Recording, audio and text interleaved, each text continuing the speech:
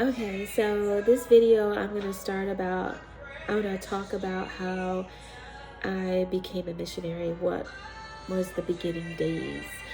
And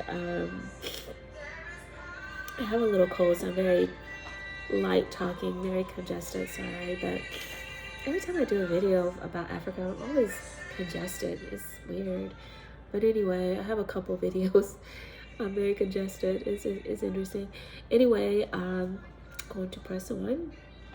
And I was laying on my bed. I was living in Texas, and I was laying on my bed, and I had a vision, and I heard the Lord say, "Will you come to Africa and feed my children that are hungry? Will you be a missionary and come to Africa and help the children?" And I said, "No, no, I don't want to do that. I don't want to go to Africa. I don't want to do that. Nope." And I was very serious. I don't usually respond to the Lord like that. I don't recommend it. We should be real though. And I rolled over in my bed, and I didn't think no more about it. I think it's like a week or 2 weeks later, I was watching something on TV, and I felt like the Lord was like, a lot of people in America are waiting for a green light or to go sign, but if you don't go, you'll never know. And I said, okay, fine. I had the worst attitude. It was terrible. I had the worst attitude when I said no. I had the worst attitude when he said, if you don't go, you'll never know. I was just like, fine, okay, very nonchalant. And as soon as I agreed and said, yes, I go, I was then just overwhelmed, like, how? What do I do? Where am I going to go? Where am I going to, what? And I couldn't think of anything.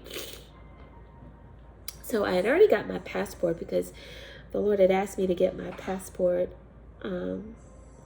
months before. So I had it like 6-8 months before this. I had my passport. So I was ready there.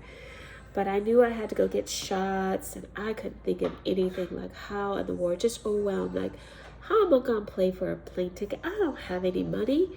How am I going to have money to even saved up to go? I don't have anything. I don't even know where to start. Just overwhelmed. And I thought about Mama Ida. It took days for me to remember even Mama Ida.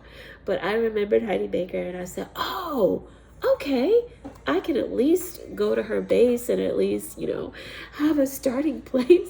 I was overwhelmed for days before I could think about her. But anyway, so then I just, of course, hopped on her site, and she kind of walks you through all the stuff to get you down the road or whatever. So somebody paid my plane ticket through points, and somebody tried to help me out with sending me off, give me a little bit of coins in my pocket.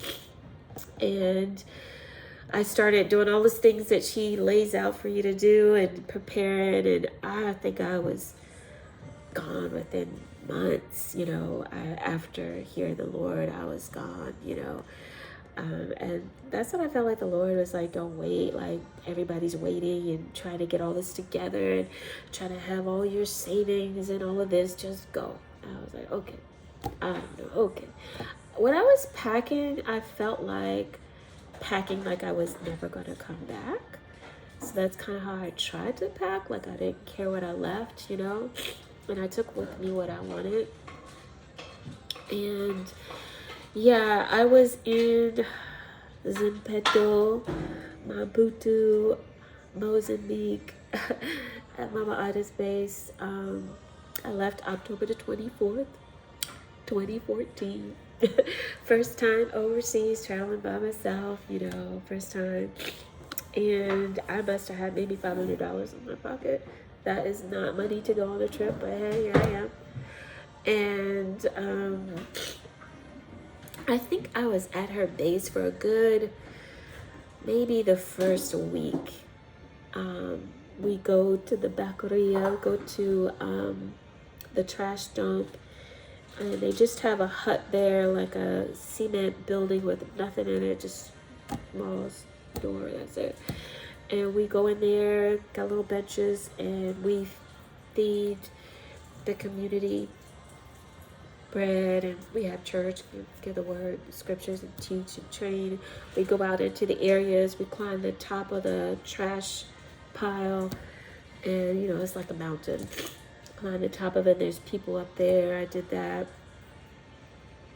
And I just seeing the kids come running, they're as dirty as I don't know what, laughing, happy, jump right in your arms. I was done. Right in my gut, I was like, ugh, I would do this the rest of my life. I knew everything in me. This is so me. God knows me. This is perfect. I've never dreamed about this, thought about this, or knew what it was like, but I knew right at that moment, everything in me, this is me. All the way. I'm like, all that other stuff I did in America stuffy. All the other stuff I did in America, building a house, car, I feel like I did, I did all my little success stuff. All right, check. Did all my little success stuff, and now I want to help somebody else, be successful. So going and feeling that I was ready. That was it. I understood a long time, many years after that, why the no was important. The no is important. The enemy can't just beat me over the head like, did God really say, is this really what you're supposed to do, and blah, blah, blah. I said no, so he couldn't say any of that to me because I said no. And then I went forth and be obedient. So that argument was done. He couldn't come to me with that noise, and that was perfect. So that was my beginning days and how I started out in 2014.